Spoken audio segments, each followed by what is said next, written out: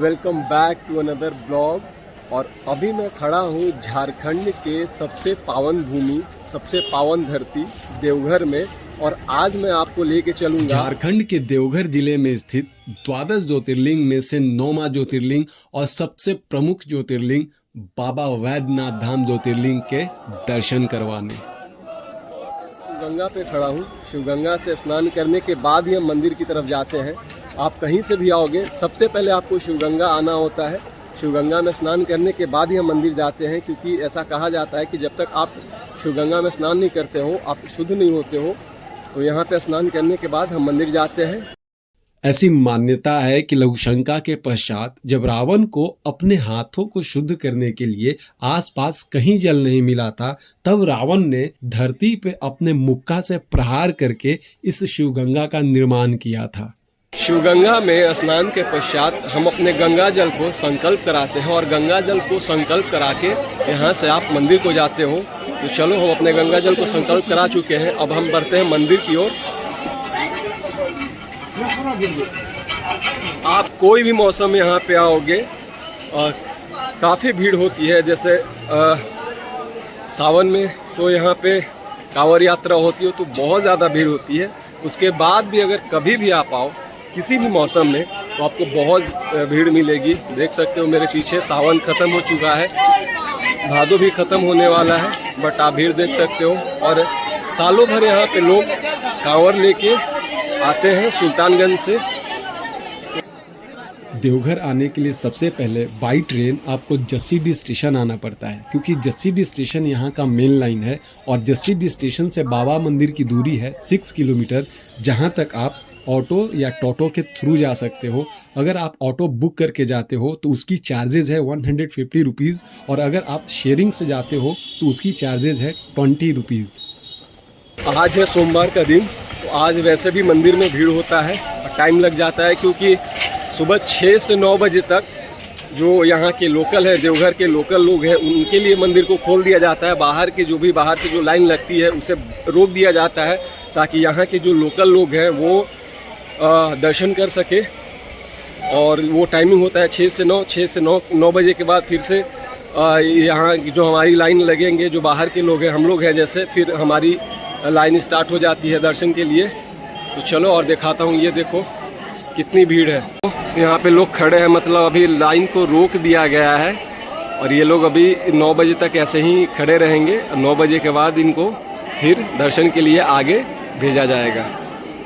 वैसे पूरे साल देवघर मंदिर में श्रद्धालुओं का आना जाना लगा रहता है, और देश के अलग अलग कोने से काफ़ी संख्या में श्रद्धालु यहाँ पे आते हैं। मगर सावन के महीने में श्रद्धालुओं की संख्या काफ़ी बढ़ जाती है, क्योंकि सावन के महीने में यहाँ पे श्रावणी मेला का आयोजन किया जाता है। सावन के महीने में शिवभक्त बिहार के सुल्तानगंज से उत्तर वाहिनी गंगा का जल लेकर 105 किलोमीटर की कठिन कांवड़ यात्रा करके देवघर पहुंचते हैं और बाबा पे जल चढ़ाते हैं। ऐसा कहा जाता है कि सावन के महीने में भगवान शंकर अपने पूरे परिवार के साथ देवघर मंदिर में उपस्थित रहते हैं। यहाँ से हम एंट्री कर गए मंदिर के लाइन में, और यहाँ से आप जैसे जैसे आगे बढ़ते जाओगे, सीधा ये लाइन मंदिर तक जाती है। द्वादश ज्योतिर्लिंग में 9वां स्थान है इस ज्योतिर्लिंग का, और एक बहुत बड़ी शक्तिपीठ भी मानी जाती है, क्योंकि यहाँ पे माता सती के हृदय पे शिव जी वास करते हैं। उनकी जो ज्योतिर्लिंग है वो माता सती के हृदय पे स्थापित है।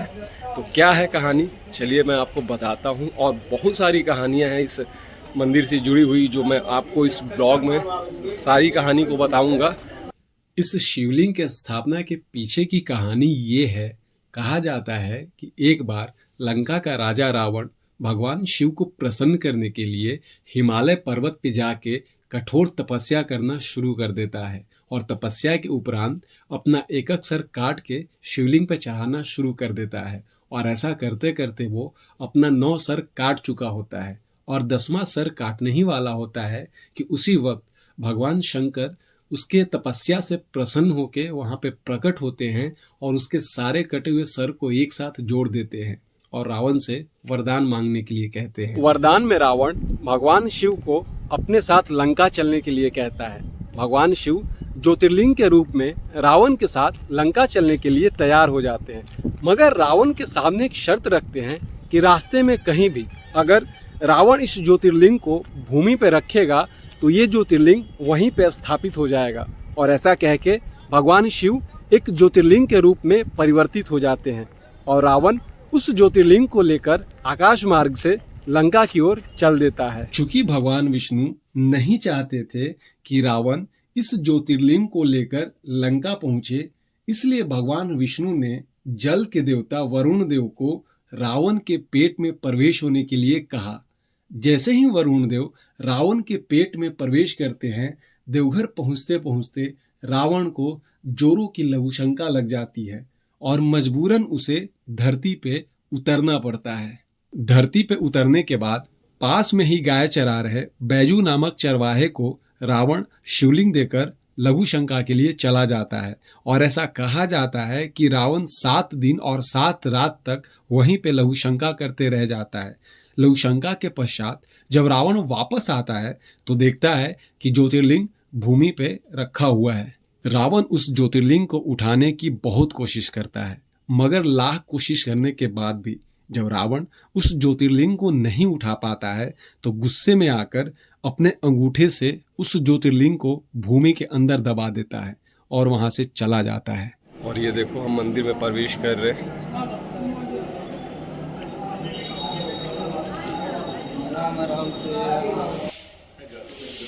और देखो अब यहाँ से लाइन स्टॉप हो चुका है, क्योंकि अभी हमें काफ़ी इंतज़ार करना पड़ेगा। जो लोग भी पीछे आएंगे स्टॉप होते जाएंगे। देवघर मंदिर में आप 2 तरीके से बाबा के दर्शन कर सकते हो, एक जनरल लाइन के थ्रू और दूसरा वीआईपी लाइन के थ्रू। अगर आप जनरल लाइन के थ्रू दर्शन करना चाहते हो तो इसमें 4 से 5 घंटे का वक्त लग जाता है, और अगर आप वीआईपी लाइन के थ्रू दर्शन करना चाहते हो तो इसमें 1.5 से 2 घंटे का वक्त लग जाता है। वीआईपी लाइन में लगने के लिए आपको 250 रुपये की टिकट खरीदनी होती है, जो कि वहीं के पंडाओं के द्वारा उपलब्ध कराया जाता है। लाइन में लगे हुए 1 घंटा हो चुका है और अभी भी हम मंदिर से बहुत दूरी पे हैं, बट मज़ा आ रहा है क्योंकि देख सकते हो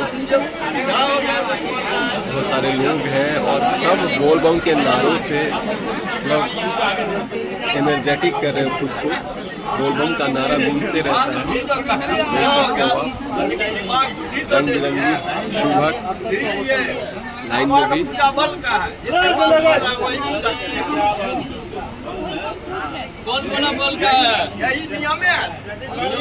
आज जहां बैद्यनाथ धाम मंदिर स्थित है, पहले यह शमशान भूमि हुआ करती थी।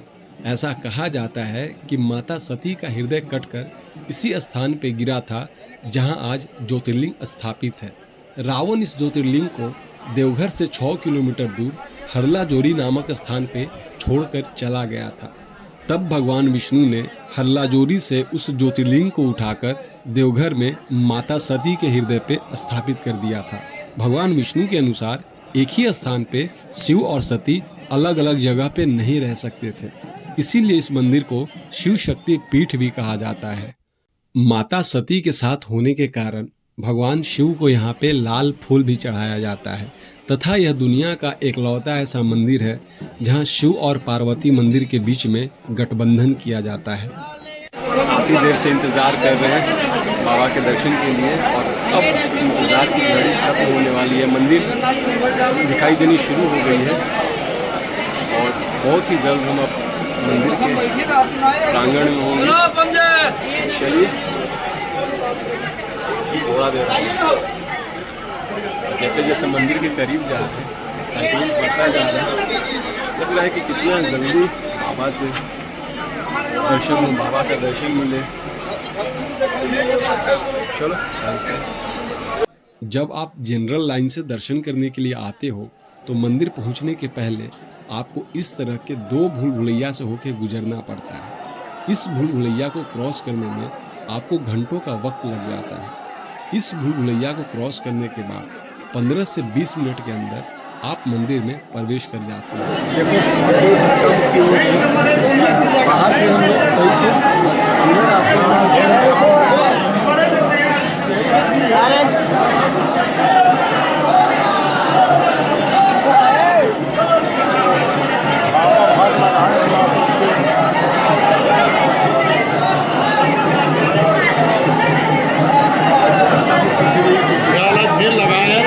इस मंदिर में स्थापित लिंग को कामना लिंग भी कहा जाता है तथा सच्चे दिल से मांगने पे भक्तों की सारी मनोकामनाएं पूर्ण होती हैं और यही कारण है कि साल के 12 महीने भारी संख्या में भक्त यहाँ पे आते रहते हैं। जिन भक्तों को ये लगता है कि सावन के बाद भीड़ नहीं होती या थोड़ी बहुत भीड़ होती है, आप ये नज़ारा देख के अंदाज़ा लगा सकते हैं। रुक जा भाई, रुक जा यार।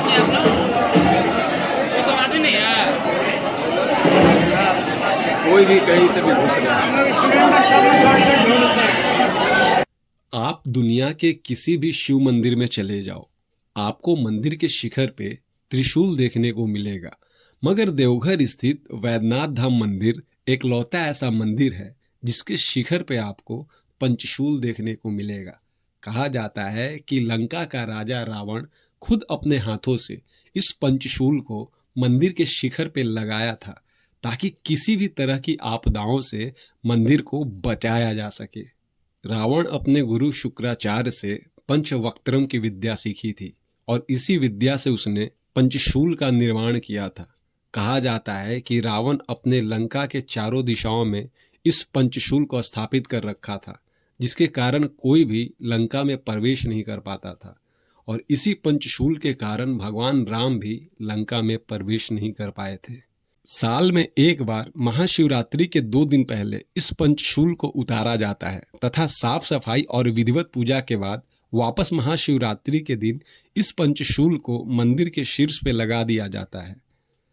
जिस दिन इस पंचशूल को उतारा जाता है उस दिन देवघर मंदिर में इस पंचशूल को छूने के लिए भक्तों की भीड़ उमड़ पड़ती है। कहा जाता है कि इस पंचशूल के स्पर्श मात्र से व्यक्ति के जीवन से काम, क्रोध, लालच, मोह तथा ईर्ष्या की भावना हमेशा के लिए खत्म हो जाती है।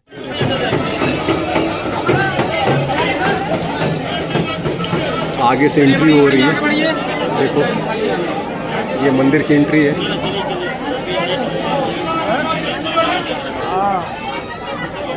फाइनली हम बाबा के मंदिर के पास पहुंच चुके हैं। अंदर कैमरा अलाउ नहीं है, इसलिए अंदर का फुटेज तो मैं नहीं दिखा पाऊंगा, बट जहाँ तक हो सकेगा मैं दिखाऊंगा।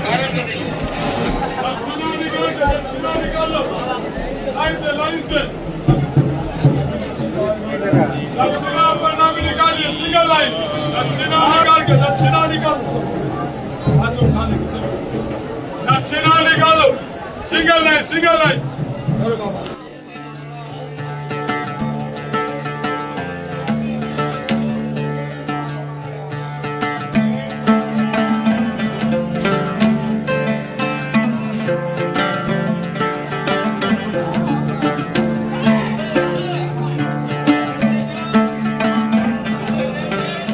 सो फाइनली हम मंदिर में दर्शन करके बाहर आ चुके हैं।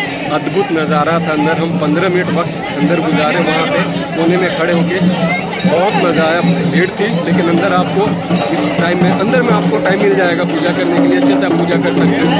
बाहर में बहुत ज़्यादा भीड़ है लेकिन अंदर में आप आराम से पूजा कर सकते हो, आराम से बाबा को छू सकते हो, बाबा पे जल चढ़ा सकते हो। एक आदमी को मतलब अंदर एक सिंगल करके जाया दे जा रहा है, एक बार में 10 आदमी से ज़्यादा अंदर नहीं जाने दिया जा रहा था, तो बहुत ही आराम से दर्शन कर सकते हो आप। मज़ा आ गया।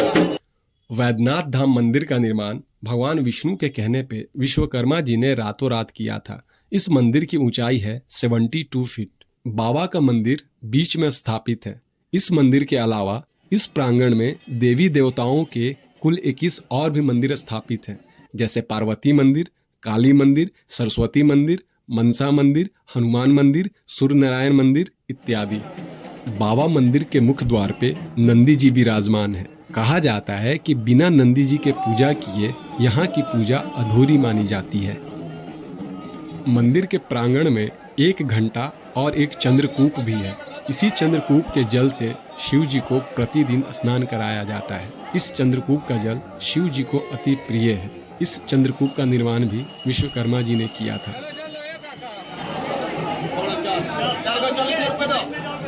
जो भक्त सुल्तानगंज से गंगा जल नहीं ला पाते हैं, वो भक्त इसी चंद्रकूप का जल भगवान शिव पे चढ़ाते हैं। इस मंदिर में प्रवेश करने के लिए 4 द्वार है तथा मुख्य द्वार को सिंह द्वार कहा जाता है। सच्चे दिल से मांगने पर वैद्यनाथ धाम मंदिर में भक्तों की सारी मनोकामनाएं पूर्ण हो जाती है। शादी के बाद नवविवाहित जोड़े यहाँ पे पूजा अर्चना के लिए आते हैं तथा अपने सुहाग के दीर्घायु के लिए शिव और पार्वती मंदिर के बीच में लाल धागों से गठबंधन करवाते हैं।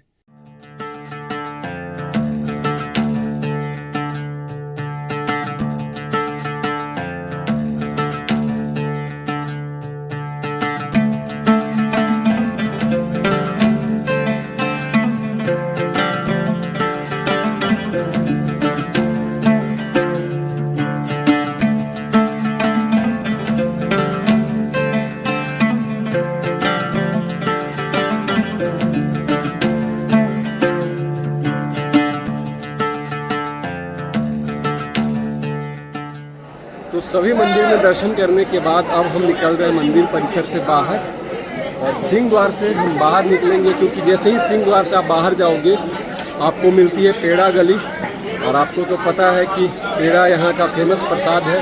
तो हम पेड़ा लेंगे और पेड़ा लेने के बाद फिर अपने घर को निकलेंगे। और पीछे आप जो भी दुकानें देख रहे हो ये सब पेड़ा गली की दुकानें हैं, और बहुत ही अच्छी पेड़ा मिलती है यहाँ पे, और ये फेमस है। तो आपको पेड़ा लेना हो तो पेड़े वाली गली में आ जाना सिंह द्वार से बाहर आके, और आपको बहुत पेड़ा मिलेगा यहाँ पे। आई होप कि आपको इस वीडियो में मज़ा आया होगा तो चैनल को लाइक सब्सक्राइब कर देना, और चलो मिलते हैं नेक्स्ट ब्लॉग में। तब तक के लिए नमः पार्वती पते, हर हर महादेव।